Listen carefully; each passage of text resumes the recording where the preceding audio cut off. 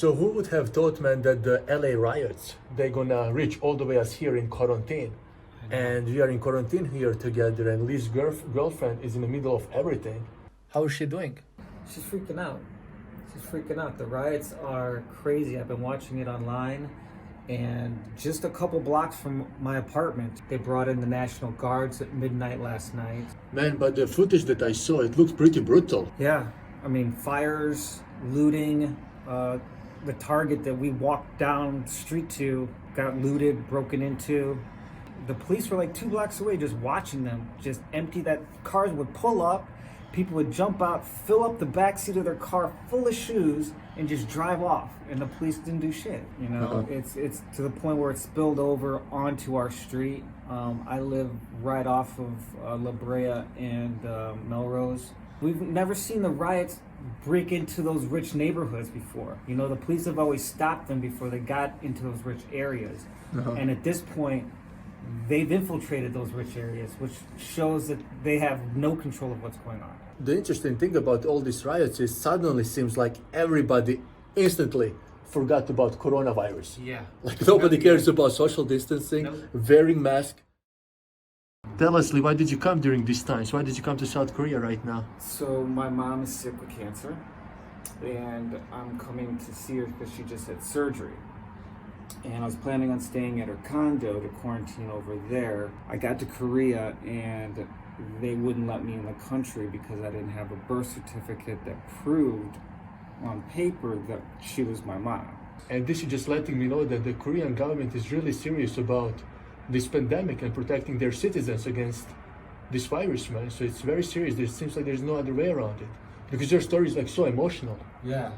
Please let me know quickly, how is your mom doing? How was the surgery? And tell me about it a little bit if you don't mind. She's doing great. She recovered from the surgery.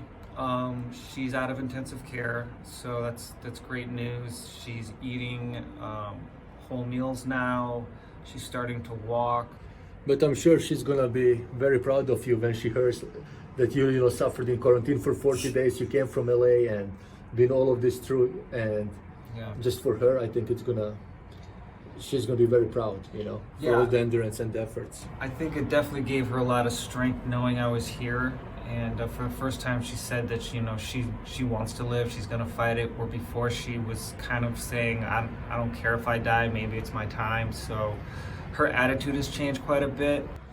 Do you have any message you would like to say to your mom and also to your girlfriend? I just want to say, Mom, hang in there. I'm gonna see you soon.